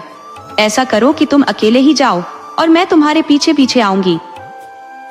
जब तुम जोर की आवाज सुनो तो तुम उससे डर मत जाना, बस यही कहना, एक बदकिस्मत मेंढकी एक बदकिस्मत बक्से में आ रही है। इवान राजी हो गया, हालांकि उसकी समझ में कुछ नहीं आया। जार के महल में उसके दोनों बड़े भाई अपनी अपनी सुंदर चमकती हुई खुश बढ़िया कपड़े पहने पत्नियों के साथ पहले आए। दोनों ने आकर इवान जारेविच का बहुत मजाक बनाया क्योंकि वह तो अकेला ही आया था। उन्होंने उससे हंसते हुए पूछा, भाई तुम अकेले क्यों आए हो? अपनी पत्नी को साथ लेकर क्यों नहीं आए? क्या तुम्हारे पास उसको ढकने के लिए कोई फटा कपड़ा भी नहीं था? तुम्हें ऐसी सुंदरता मिल भी कहां सकती थी? हम इस बात की शर्त लगाते हैं कि उसके पिता के पूरे दलदल के राज्य में ऐसी सुंदरता कोई दूसरी नहीं होगी। और फिर वे हंसते रहे और फिर एक बहुत जोर का शोर सुनाई दिया। सारा महल कांप गया। वहां बैठे सारे मेहमान डर गए। अकेला जारेविच शांत खड़ा रहा, फिर बोला, डरने की कोई बात नहीं है, मेरी मेंढकी अपने बक्से में आ रही है। सबने देखा कि लाल पोर्च में 6 सफेद घोड़ों से जुटी हुई एक उड़ने वाली सुनहरी गाड़ी रुकी और उसमें से सुंदर वासिलिसा ने अपना हाथ अपने पति की तरफ बढ़ाया। इवान उसका हाथ पकड़कर उसको ओक की लकड़ी की बनी हुई भारी भारी मेजों की तरफ ले गया, जिन पर बर्फ की तरह से सफेद मेज पोश बिछे हुए थे और जिन पर बहुत सारे स्वादिष्ट खाने लगे हुए थे जो केवल परियों के देश में ही मिलते थे और वहीं खाए जाते थे। मेहमान लोग भी वहां खुशी से खाना खा रहे थे और बात कर रहे थे। वासिलिसा ने गिलास में से थोड़ी सी शराब पी और जो बाकी बची वह उसने अपनी बानी आस्तीन में डाल ली। फिर उसने तले हुए हंस के कुछ टुकड़े खाए और उनकी हड्डियां अपनी दाईं आस्तीन में डाल ली। दोनों बड़े भाइयों की पत्नी ने यह देख लिया तो उन्होंने भी उसकी नकल करते हुए वैसा ही किया। जब खाना खत्म हो गया तो सब लोग नाचने के लिए उठे। सुंदर वासिलिसा, जो वहां एक चमकता तारा लग रही थी, सबसे पहले आगे आई। पहले वह अपने राजा जार के सामने झुकी, फिर उसने मेहमानों के सामने सिर झुकाया। उसके बाद अपने खुश पति जारेविच इवान के साथ नाचने लगी। नाचते समय वासिलिसा ने अपनी बानी आस्तीन हिलाई तो उसमें से कमरे के बीच में एक झील प्रकट हो गई, जिससे वहां की हवा ठंडी हो गई। फिर उसने अपनी दाईं आस्तीन हिलाई तो उसमें से सफेद हंस निकलकर झील के पानी में तैरने लगे। जार, वहां बैठे मेहमान, नौकर, यहाँ तक कि भूरी बिल्ली भी जो वहां एक कोने में बैठी थी, वह भी सुंदर वासिलिसा की सुंदरता को देखकर हैरान रह गए। इवान के दोनों बड़े भाइयों की पत्नियां तो उसको देखकर बहुत ही जल रही थी। जब उनके नाचने की बारी आई तो उन्होंने भी अपनी बानी आस्तीन हिलाई जैसे वासिलिसा ने हिलाई थी, तो उन्होंने तो सारी तरफ शराब फैला दी। उसके बाद उन्होंने अपनी दाईं आस्तीन हिलाई तो उसमें से बजाय हंसों के उनकी हड्डियां निकलकर पिता जार के चेहरे पर जा पड़ी। इससे पिता जार बहुत गुस्सा हो गया और उसने उनको महल के बाहर निकाल दिया। इस बीच इवान जारेविच एक पल तो देखता रहा, फिर वह वहां से किसी तरह बिना किसी के देखे निकल गया। वह तुरंत अपने घर गया, अपनी पत्नी की मेंढकी की खाल ढूंढी और उसको आग में डालकर जला दिया। जब वासिलिसा घर वापस आई तो अपनी खाल ढूंढने लगी, पर वह उसको मिली नहीं, तो वह बहुत दुखी हो गई और उसकी आंखों में आंसू आ गए। उसने अपने पति जारेविच इवान से कहा, ओ प्रिय जारेविच, ये तुमने क्या किया? अब तो मेरे लिए इस मेंढक की बदसूरत खाल पहनने का बहुत थोड़ा सा ही समय बाकी रह गया था। वह समय पास ही था जब हम हमेशा के लिए एक साथ खुशी खुशी रहते, पर अब तुम्हें मुझे एक दूर देश में ढूंढना पड़ेगा जिसका रास्ता कोई नहीं जानता, अमरकोशजी के महल का रास्ता। इतना कहकर वह एक सफेद हंस में बदल गई और खिड़की के रास्ते उड़ गई। जारेविच इवान तो यह देख सुनकर बहुत जोर से रो पड़ा। फिर उसने भगवान से प्रार्थना की, उत्तर दक्षिण पूर्व पश्चिम की तरफ क्रॉस बनाया और किसी अनजाने सफर पर निकल पड़ा। कोई नहीं जानता कि यह सफर कितना लंबा था, पर चलते चलते एक दिन वह एक बूढ़े से मिला। उसने बूढ़े को सिर झुकाया तो बूढ़ा बोला, गुड डे ओ बहादुर नौजवान, तू क्या ढूंढ रहा है और किधर जा रहा है? जारेविच इवान ने उसको बिना कुछ छिपाए हुए अपनी बदकिस्मती के बारे में सब सच सच बता दिया। तो बूढ़े ने पूछा, तो तूने उसकी वह मेंढकी वाली खाल जलाई ही क्यों? ये तूने कितना गलत काम किया। अब तो मेरी बात सुन। वासिलिसा अपने पिता से भी ज्यादा अक्लमंद पैदा हुई थी। वह अपनी बेटी की अक्लमंदी से बहुत जलता था, इसलिए उसने अपनी बेटी को 3 साल तक मेंढकी बने रहने का शाप दे दिया। पर मुझे तुझ पर दया आती है और मैं तेरी सहायता करना चाहता हूँ। ले, यह एक जादू की गेंद ले।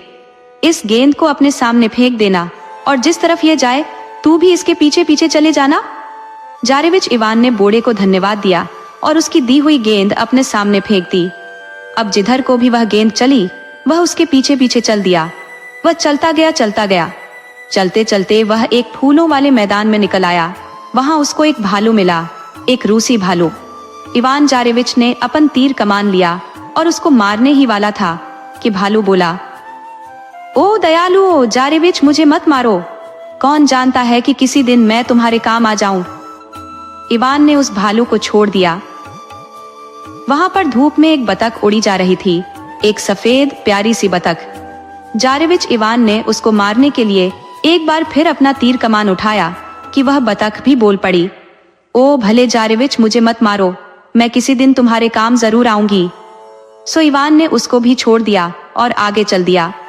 आगे चलकर उसको एक बड़ा खरगोश 51 मिला, तो जारेविच इवान ने उसको मारने के लिए फिर से अपना तीर कमान निकाला कि तभी उसने कहा, मुझे मत मारो ओ बहादुर जारेविच, मैं बहुत जल्दी ही तुम्हारी सहायता करूंगा। सो इवान जारेविच ने उस बड़े खरगोश को भी छोड़ दिया। अब वह फिर आगे चला तो वह एक समुद्र के किनारे आ गया। उस समुद्र के किनारे पर रेत में एक मछली पड़ी थी।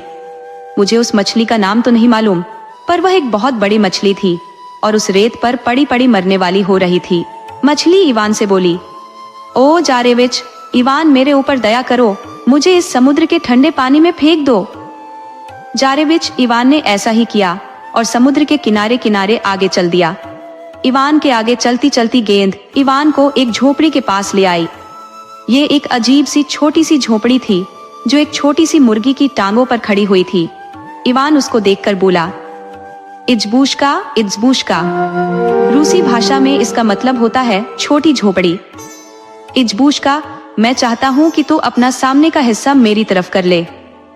और लो, उस झोंपड़ी ने तो अपना सामने का हिस्सा इवान के सामने कर लिया। इवान उसके अंदर घुसा तो उसने देखा कि उसमें तो एक जादूगरनी बैठी हुई है। वह जादूगरनी तो इतनी बदसूरत थी कि उसने इससे पहले कभी इतना बदसूरत कोई देखा नहीं था। उस जादूगरनी ने उसको देखते ही पूछा, ओ इवान जारेविच, तुम यहाँ क्यों आए हो? इवान गुस्से से चिल्लाकर बोला, ओ बूढ़ी बुरा करने वाली, क्या रूस ने तुझे एक थके हुए मेहमान से इसी तरीके से सवाल करना सिखाया है? बजाय इसके कि तू उसको कुछ खाने को दे, कुछ पीने को दे, हाथ मुंह धोने के लिए थोड़ा सा गर्म पानी दे, तू उससे ऐसा सवाल कर रही है? वह जादूगरनी बाबा यागा थी। तब बाबा यागा ने जारेविच को बहुत सारा खाना दिया, बहुत सारा पीने को दिया और मुंह हाथ धोने के लिए गर्म पानी दिया। जारेविच इवान ये सब करके ताजा हुआ। जल्दी ही वह बात करने के लायक हो गया तो उसने उसको अपनी शादी की अजीब कहानी सुनाई। उसने उसे बताया कि कैसे उसकी पत्नी उससे खो गई थी और अब उसकी बस एक ही इच्छा थी और वह थी उसको पाना। जादूगरनी बोली, मुझे सब मालूम है। आजकल वह अमरकोश जी के महल में है और तुम्हें यह पता होना चाहिए कि वह एक बहुत ही भयानक आदमी है। वह उसकी दिन रात रखवाली करता है और कोई भी उसे कभी भी नहीं जीत सकता। उसकी मौत एक जादू की सुई में है। वह सुई एक बड़े खरगोश के अंदर है। वह खरगोश एक बड़े बक्से के अंदर है। वह बक्सा ओक के पेड़ की डालियों के बीच छिपा हुआ है और वासिलिसा की तरह कोशची इस ओक के पेड़ की भी दिन रात रखवाली करता है। इसका मतलब है कि किसी भी खजाने से ज्यादा। तब जादूगरनी ने इवान जारेविच को बताया कि वह ओक का पेड़ उसे कहाँ मिलेगा। सुनते ही इवान उधर की तरफ चल दिया, पर जब उसने ओक का पेड़ देखा तो वह बड़ा नाउम्मीद हुआ। उसे समझ में ही नहीं आया कि वह क्या करे और अपना काम कहाँ से शुरू करे। लो, तभी उसका जानने वाला रूसी भालू वहां आ गया। वह पेड़ के पास पहुंचा और उसको जड़ से उखाड़ दिया। जड़ से उखड़ते ही वह पेड़ नीचे गिर पड़ा और उस पर रखा बक्सा भी नीचे गिर गया। नीचे गिरते ही वह बक्सा टूट गया। बक्से के टूटते ही उसमें एक बड़ा खरगोश निकलकर भाग गया। तभी इवान ने देखा कि उसका दोस्त बड़ा खरगोश कहीं से आया और उसके पीछे पीछे भागा। इवान वाले बड़े खरगोश ने कोशची वाले बड़े खरगोश को तुरंत ही पकड़ लिया और उसे फाड़ दिया। खरगोश के फटते ही उसमें से एक भूरी बतख निकलकर भागी और आसमान में बहुत ऊंची उड़ गई और गायब हो गई। पर इवान की सुंदर सफेद बतख ने उसका पीछा किया और उसको मार दिया। उसके मरते ही उसमें से एक अंडा निकल पड़ा और वह अंडा समुद्र के नीले पानी में गिर पड़ा। ये देखकर तो जारेविच की जान ही निकल गई। अब वह उसमें से सुई कैसे निकालेगा, कैसे वह कोशची को मारेगा और फिर कैसे अपनी सुंदर बासिलिसा को हासिल करेगा कि तभी उसने देखा कि वह बड़ी वाली मछली जिसको उसने समुद्र में फेंका था, समुद्र में से बतख का अंडा लिए चली आ रही है। उसने अंडा लाकर समुद्र के किनारे की रेत पर फेंक दिया। इवान जारेविच ने तुरंत वह अंडा उठाया और उसे तोड़कर उसमें से सुई निकाल ली जिस पर कोशची की जिंदगी निर्भर थी। उसी समय कोशची की सारी ताकत हमेशा के लिए जाती रही। इवान जारेविच उस सुई को लेकर उसके राज्य में घुस गया और उसको उस जादुई सुई से मार दिया। उसके एक महल में उसको सुंदर वासिलिसा भी मिल गई। वह उसको लेकर घर आ गया और फिर वे खुशी खुशी बहुत दिनों तक रहे।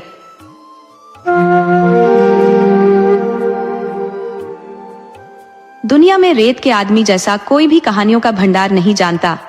उसके पास कहानियों का ऐसा खजाना है कि वह उन्हें बताना भी बखूबी जानता है।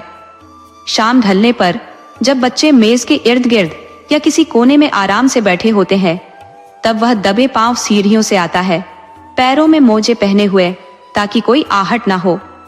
वह धीरे से दरवाजा खोलता है और बच्चों की आंखों में हल्की सी रेत फेंक देता है जिससे उनकी आंखें खुली नहीं रह पाती। फिर वह उनकी गर्दन पर एक नरम सी फूंक मारता है। इससे उनका सिर भारी हो जाता है लेकिन दर्द नहीं होता, क्योंकि रेत का आदमी बच्चों से बेहद प्यार करता है। वह सिर्फ यही चाहता है कि बच्चे बिस्तर पर शांति से लेट जाएं, ताकि वह उन्हें अपनी कहानियों में खोने का मौका दे सके। जब बच्चे गहरी नींद में खो जाते हैं तो वह उनके पलंग के पास बैठ जाता है। उसका पहनावा भी अनोखा है, एक रेशमी सूट जो हर क्षण रंग बदलता है। कभी वह हरे रंग में दिखता है तो अगले पल लाल और फिर नीले में बदल जाता है। उसकी बाहों में 2 छाते होते हैं, एक में अद्भुत तस्वीरें होती हैं जिसे वह अच्छे बच्चों के सिरहाने रखता है ताकि वे पूरी रात सुखद सपनों में विचरण कर सके। दूसरे छाते में कोई तस्वीर नहीं होती, वह बुरे बच्चों के हिस्से आता है। ऐसे बच्चे सारी रात बेचैन होकर करवटें बदलते रहते हैं और सुबह उठने पर उन्हें कोई सपना भी याद नहीं रहता। हफ्ते के 7 दिन है और हर दिन की अपनी एक अनोखी कहानी है। सोमवार उस शाम जब जालमर अपने बिस्तर पर लेटा था, रेत का आदमी बोला, अब मैं तुम्हारे कमरे को थोड़ी तरतीब में लाऊंगा। फौरन ही कमरे के गमलों में लगे पौधे बड़े बड़े पेड़ों का रूप लेने लगे, जो छत तक पहुंचने लगे। उनकी शाखाएं फैलकर दीवारों को छूने लगी और वापस ऊपर उठ गई। कमरा एक हरा भरा अद्भुत कुंज बन गया, जिसमें हर डाल पर मनोहारी फूल खिले थे। हर फूल गुलाब से भी सुंदर और खुशबूदार था, और अगर उन्हें छका जाए तो वे जैम से भी ज्यादा मीठे लगते। पेड़ों पर सुनहरी फल और किशमिश से भरे बंस लगे थे। ये सब सच में एक स्वर्गीय नजारा था, लेकिन इस सुंदरता के बीच कुछ उदास भी था। जालमर जिस दराज में अपनी स्कूल की किताबें रखता था, वहां से ठंडी सांसें और उदासी भरी आवाजें आ रही थी। रेत के आदमी ने धीरे से दराज खोली और पूछा, क्या बात है? स्लेट उदास होकर ठंडी सांसें भर रही थी। जालमर ने उस पर सवाल हल किए थे, पर अधिकतर उत्तर गलत थे। स्लेट के कोने पर बंधी पेंसिल एक रस्सी से बंधे छोटे कुत्ते की तरह हिल रही थी। वह मदद करना चाहती थी, पर असमर्थ थी। जालमर की कापी भी उदासी में डूबी थी। उसकी पृष्ठों पर बहुत ही सुंदर छपे हुए अक्षरों में अभ्यास दिए गए थे, जिन्हें बच्चों को दोबारा लिखना था। जालमर ने कोशिश की थी, पर उसके अक्षर छपे हुए अक्षरों से मेल नहीं खाते थे। वे लाइन पर गिरते पड़ते खिसक रहे थे, मानो उन्हें होश खोने वाले हों या उन्हें दौरे पड़ रहे हों। छपे हुए अक्षरों ने चिल्लाकर कहा, सीधे खड़े हो, हमें देखो।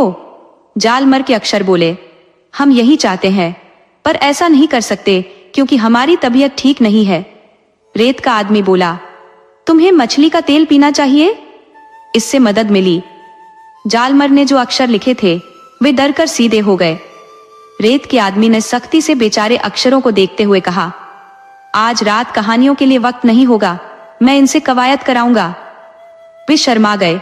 सारे अ के अक्षर शर्माए हुए दिख रहे थे। बाएं दाएं बाएं दाएं, उसने हुक्म दिया, और अक्षर उसे ऐसे मान रहे थे जैसे सैनिक हों। जल्दी ही वे ऐसे सीधे और सुंदर खड़े हो गए जैसे उनके छपे हुए भाई थे।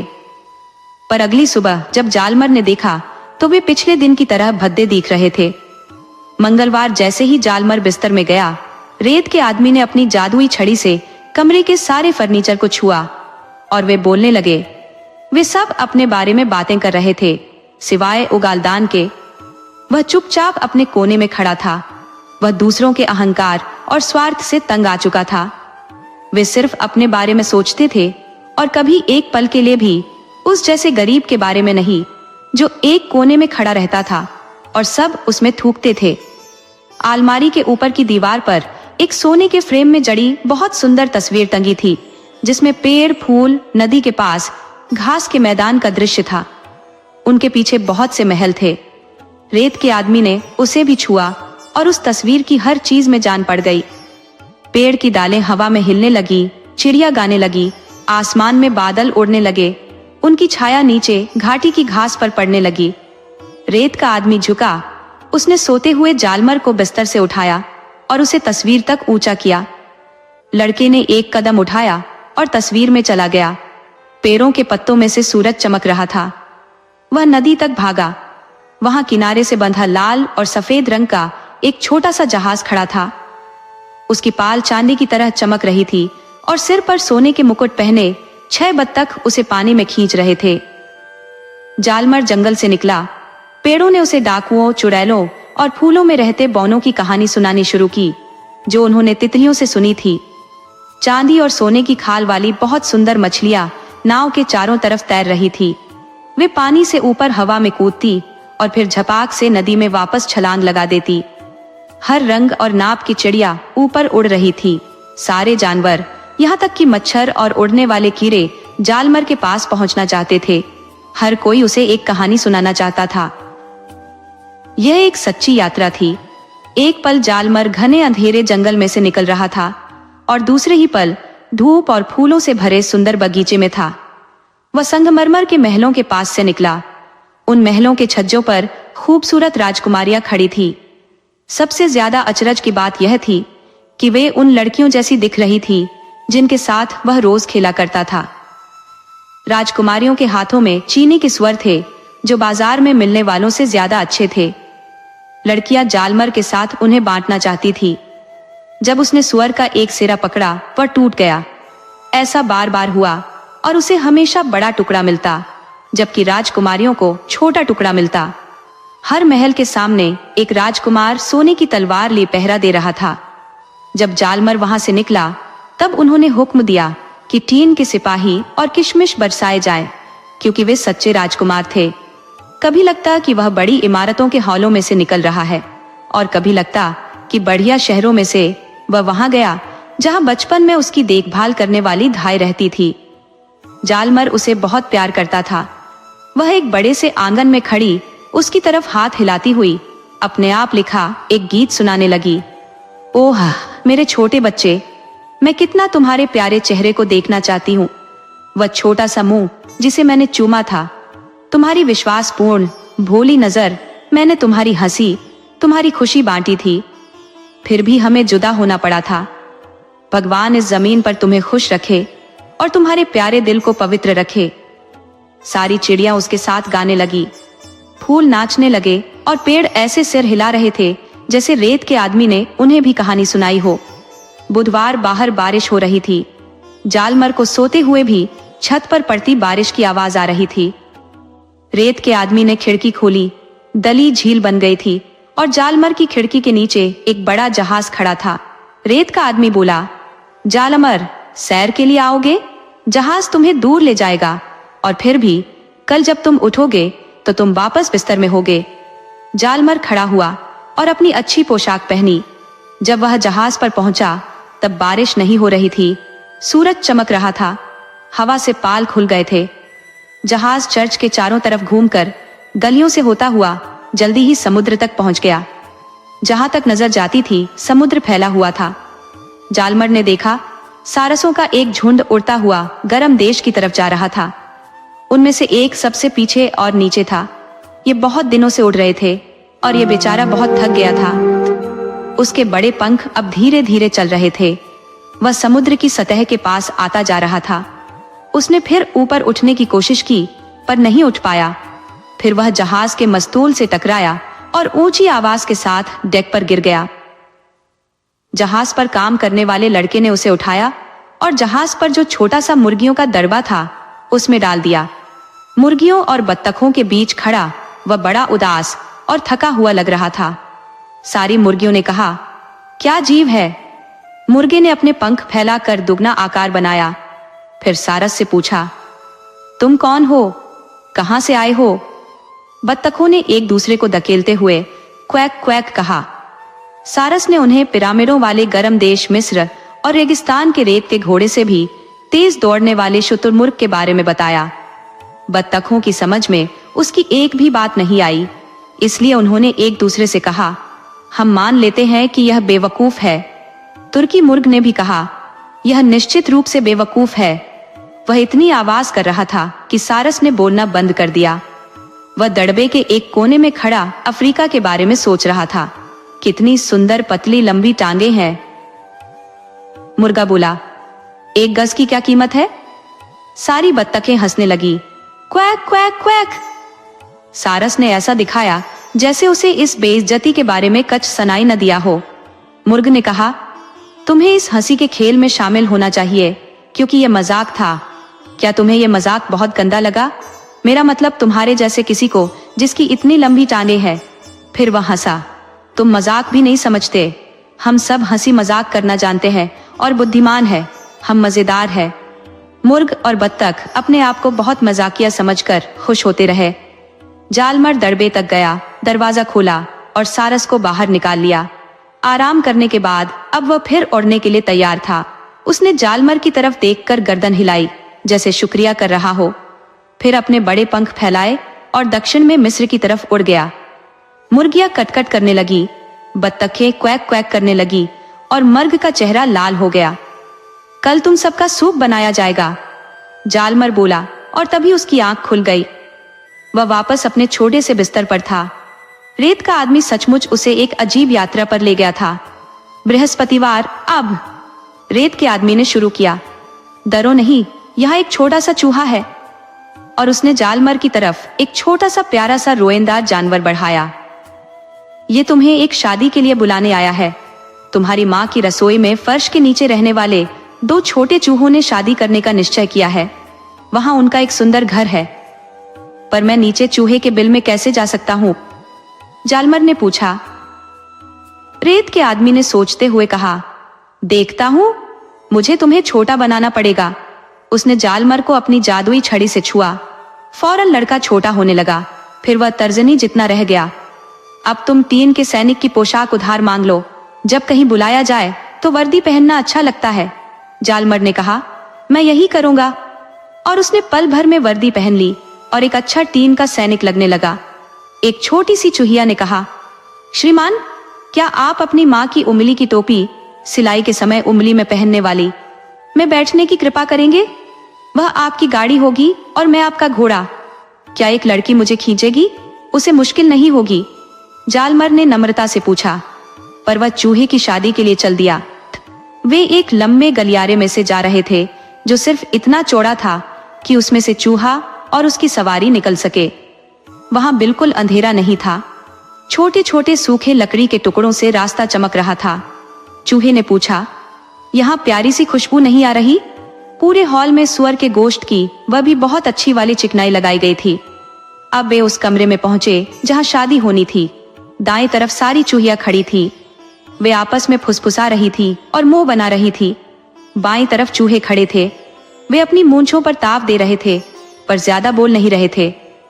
कमरे के बीच में शादी वाला जोड़ा था। वे पूरा समय पनीर की पपड़ी पर एक दूसरे को चूमे जा रहे थे। उन्हें सबके बीच ऐसा करने की आज्ञा थी क्योंकि उनकी सगाई पहले हो चुकी थी और जल्दी ही शादी होने वाली थी। और मेहमान आते गए। कमरा इतना भर गया कि छोटे चूहों को कोने में ही रहना पड़ा, नहीं तो वे कुचल कर मर जाते। शादी वाला जोड़ा अब दरवाजे में खड़ा था, जिससे रास्ता और बंद हो गया था। कमरा भी गलियारे की तरह चिकना किया गया था। वही शादी की दावत थी। मेहमान जब चाहे चबा सकते थे। मिठाई की जगह मूंगफली परोसी जा रही थी। उन पर परिवार के एक सदस्य ने शादी वाले जोड़े के नाम के पहले अक्षर काटकर बना दिए थे। सब कुछ अद्भुत था।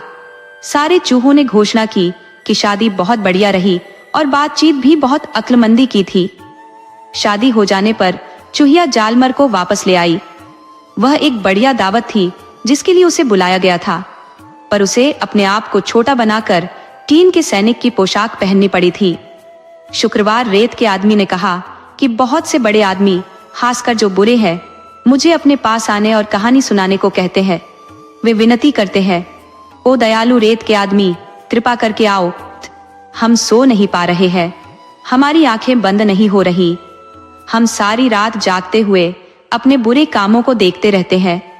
वे हमारे बिस्तर पर भूतों की तरह बैठकर हम पर उबलता पानी फेंककर हमें जगाए रखते हैं। क्या तुम आकर उनसे जाने को नहीं कहोगे जिससे हम सो सके? फिर वे लंबी ठंडी सांस भरते हैं और कहते हैं, हम इसके लिए तुम्हें रुपए देंगे। सिर्फ आकर हमसे शुभ रात्रि कहो।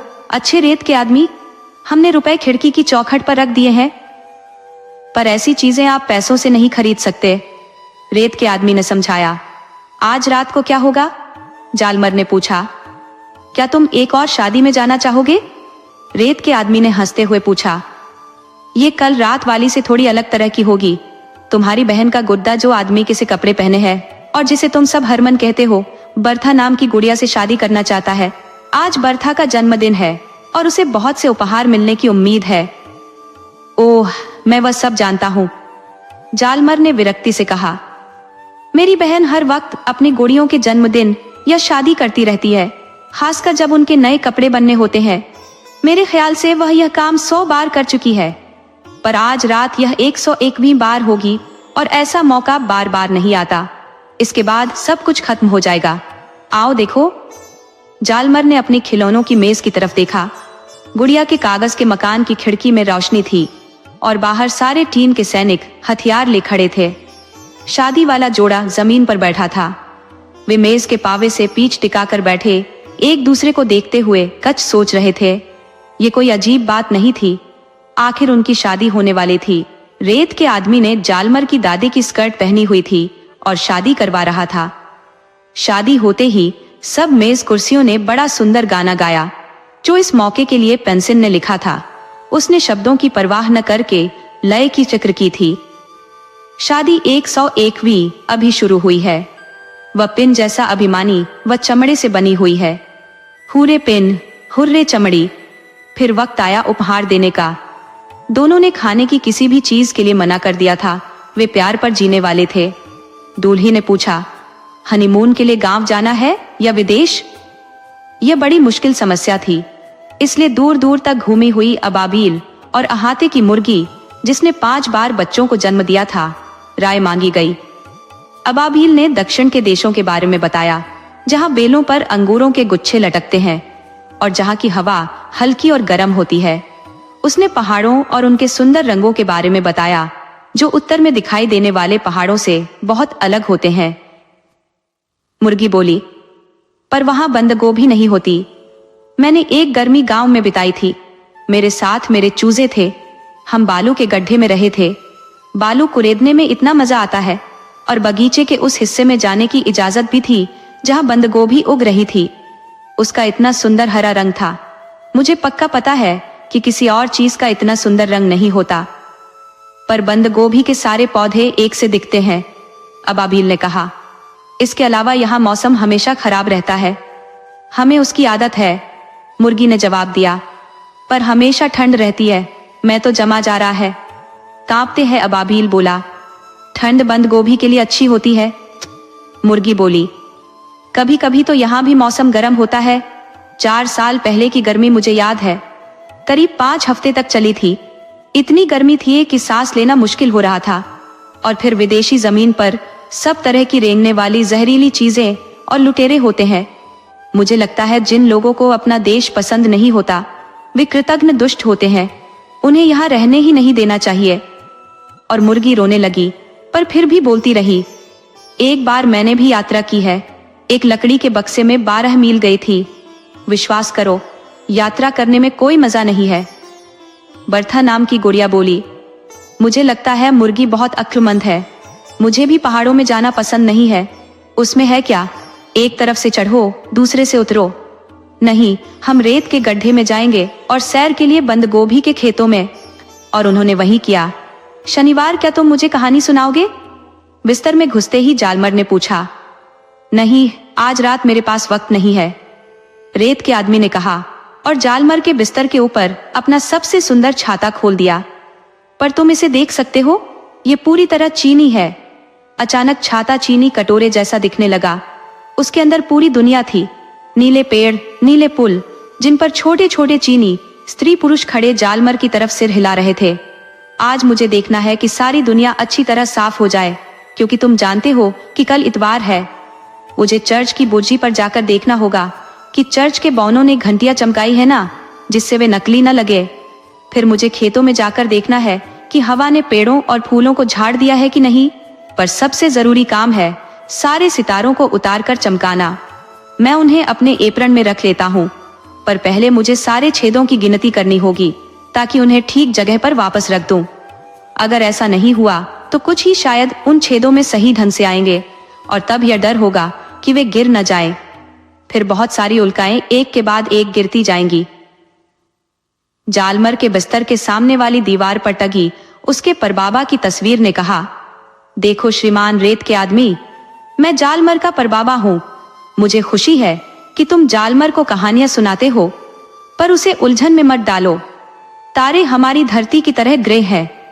कोई भी उन्हें उतार कर चमका नहीं सकता, और इसीलिए वे इतना उत्तेजित करते हैं। धन्यवाद धन्यवाद परबाबाजी, रेत का आदमी बोला। पर ऐसा नहीं लगा कि वह सचमुच एहसानमंद है। आप परिवार के मुखिया हैं, पर मैं आपसे काफी बड़ा हूँ। मैं नास्तिक हूँ। रोमन और यूनानी लोग मेरी पूजा करते थे और मुझे सपनों का भगवान मानते थे। मैं बढ़िया से बढ़िया महल में जा चुका हूँ और मेरा हर जगह स्वागत होता है। मैं बच्चों और बड़ों को खुश करना जानता हूँ। पर आप कोई कहानी क्यों नहीं सुनाते? और इन शब्दों के साथ रेत का आदमी अपना छाता लेकर चला गया। पर बाबा की तस्वीर बड़बड़ाई, आजकल किसी को अपनी बात कहने का हक नहीं है। और तब जालमर जाग गया। इतवार शुभ संध्या, रेत के आदमी ने कहा। जालमर ने सिर हिलाया और बिस्तर से बाहर कूद पड़ा। फिर पर बाबा की तस्वीर तक दौड़ा और दीवार की तरफ उसका मुंह कर दिया ताकि वे कल की तरह रुकावट न डाले। अब मुझे कहानियां सुनाओ मटर की फली में 5 दानों की, ऊंचे बांध देने वाले मुर्गे की और रफू करने वाली उस सुई की जो अपने को सिलाई की सुई के बराबर समझती थी। जालमर ने मांग की। बहुत हो चुका, रेत के आदमी ने कहा। अच्छी चीज भी ज्यादा नहीं हो जानी चाहिए। इसके अलावा मैं कहानियों की जगह तुम्हें कुछ दिखाना चाहता हूँ। मैं तुम्हें अपना भाई दिखाऊंगा। उसे भी रेत का आदमी कहा जाता है, पर वह सिर्फ एक बार आता है और फिर लोगों को घोड़े पर उठाकर ले जाता है। वह कहानी सुनाता है, पर सिर्फ 2 कहानियां जानता है। एक इतनी सुंदर है कि तुम कल्पना भी नहीं कर सकते। दूसरी इतनी भद्दी और डरावनी कि उसका भी वर्णन नहीं कर सकते। रेत के आदमी ने नन्हे जालमर को ऊपर उठाया ताकि वह खिड़की से बाहर देख सके। वह मेरा भाई घोड़े पर आ रहा है, उसे मौत कहते हैं। किताबों में उसकी जैसी तस्वीर खींची जाती है। वह वैसा डरावना या बुरा नहीं है। वह कंकाल भी नहीं है। वह तो उसकी पोशाक के ऊपर चांदी की कढ़ाई है। सेना में होने की वजह से वह घुड़सवारी करता है। उसके मखमल के चोगे को देखो। वह आगे आता है और हवा से उसका चोगा पीछे पहराता है। जालमर ने देखा कैसे मौत घोड़े पर आकर मरे हुए लोगों को ले गया। उनमें कुछ बूढ़े थे, कुछ जवान। कुछ को आगे बिठाया, कुछ को पीछे। सबसे एक ही सवाल पूछा, तुम्हारी क्या रिपोर्ट है? दा सबने जवाब दिया, ओह अच्छी। पर वह उनके जवाबों से संतुष्ट नहीं था। उसे खुद देखना था। जिनके अच्छे नंबर थे उन्हें उसने अपने आगे बिठाया और दुनिया भर की सबसे सुंदर कहानियां सुनाई। पर जिनके बुरे नंबर थे उन्हें अपने पीछे बिठाया और भयानक कहानियां सुनाई। वे लोग रो रहे थे और घोड़े से कूद जाना चाहते थे, पर ऐसा कर नहीं सकते थे। जालमर ने कहा, मैं सोचता हूँ मौत से भी अच्छा रेत का आदमी है। मैं उससे नहीं डरता। डरने की कोई वजह ही नहीं है। रेत के आदमी ने मुस्कुराते हुए कहा, सिर्फ यह ध्यान रखो कि तुम्हारे अच्छे नंबर आए। अब ऐसी कहानी को मैं ज्ञान बढ़ाने वाली मानता हूँ। पर बाबा की तस्वीर ने बड़बड़ाते हुए कहा, अपनी बात कहने और शिकायत करने का फायदा होता है। अब वे खुश थे। अब तुमने रेत के आदमी की कहानी सुन ली। जब वह आज रात को आए तब तुम खुद उससे कहानी सुनाने को कह सकते हो।